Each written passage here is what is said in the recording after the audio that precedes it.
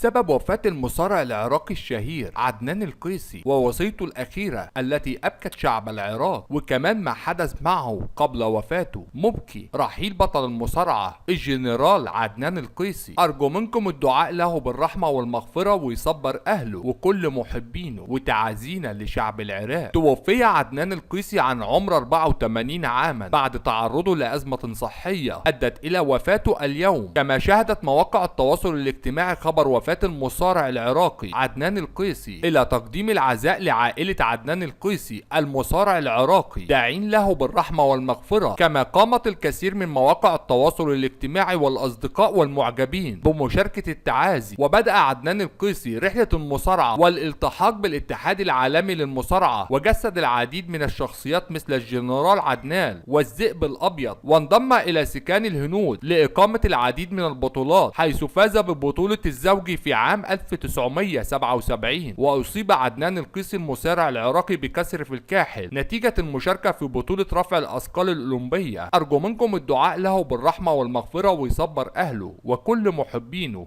وتعازينا لشعب العراق الشعب الطيب.